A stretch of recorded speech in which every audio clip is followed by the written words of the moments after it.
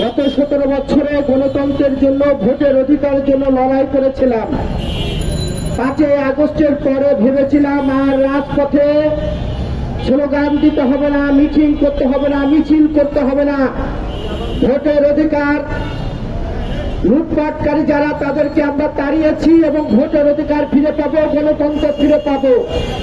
কিন্তু দুঃখ হলো, সত্য কথা, এই এশিয়া মহাদেশে যখন ব্রিটিশ শাসন করত তখন তারা এই দেশ থেকে যত টাকা লুটপাট না করেছে তার চেয়ে গত 17 বছরে শেখ হাসিনার নেতৃত্বে হাজার হাজার কোটি টাকা লুটপাট হয়েছিল।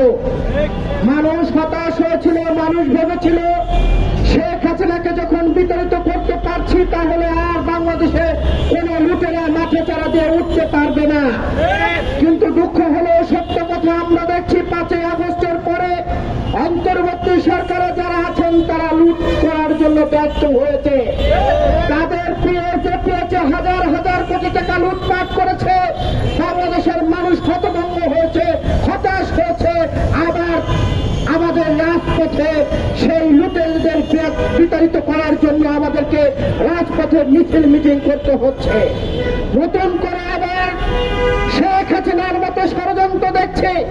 শেখ হাসিনা যেমন জাতীয় নির্বাচন দেখলে ভয় পেতেন, তেমনি আমরা দেখছি অন্তর্বর্তী সরকারের কিছু উপদেষ্টারা তারা ভয় পাচ্ছেন, ভোটকে ভয় পাচ্ছেন। তারা জনগণের তাদেরকে বসিয়েছে, কিন্তু তারা জনগণের সাথে প্রতারণা করেছে। আমরা মনে করি অন্তর্বর্তী সরকারের যে সকল উপদেষ্টাদের নির্বাচনে খায়েশ হয়েছে তাদেরকে বাংলাদেশের মানুষ প্রতিহত করবে, তাদের নির্বাচন করতে দেবে না।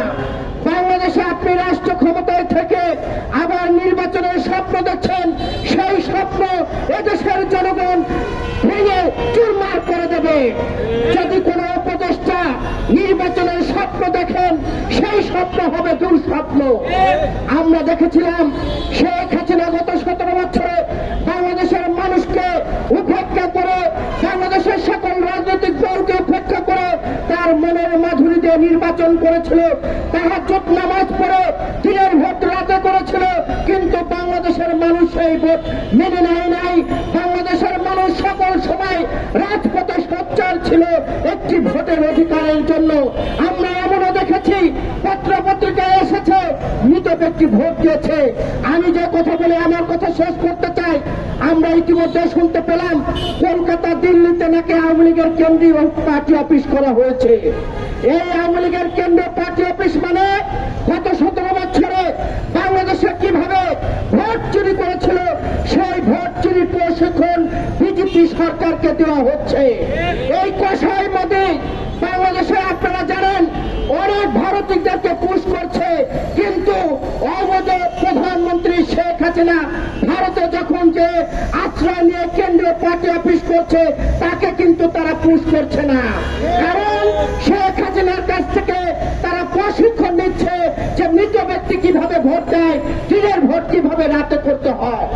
আমরা কষাই মোদিকে আহ্বান জানাতে চাই, বাংলাদেশে আপনারা শেখ হাসিনা এবং আওয়ামী লীগের সঙ্গে বন্ধুত্ব করেছেন, বাংলাদেশের জনগণের সাথে বন্ধুত্ব করেন নাই।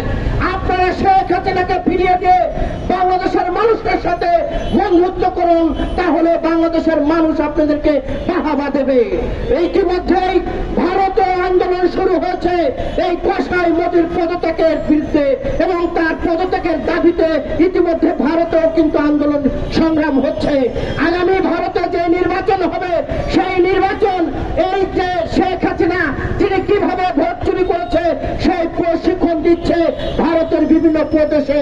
আমরা কষাই মোদিকে বলতে চাই, আমরা ভারতের সাথে আমাদের কোনো বৈরিতা নেই, ভারতের জনগণের সাথে এবং রাষ্ট্রের সাথে আমাদের বন্ধুত্ব, কিন্তু রাষ্ট্র যারা পরিচালনা করে এই কষাই মোদি, সেই মোদির সাথে আমাদের বন্ধুত্বের ফাটল ধরেছে।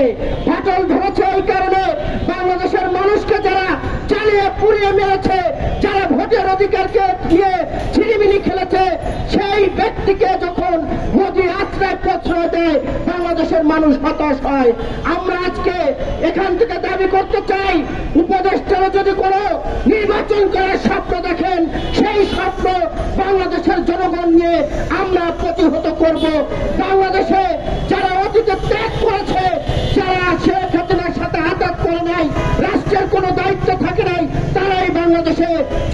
নেতৃত্ব নির্বাচন করবে, তাছাড়া কাউকে নির্বাচন করতে দেওয়া হবে না।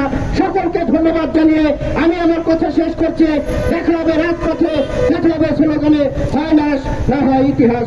আল্লাহ হাফেজ।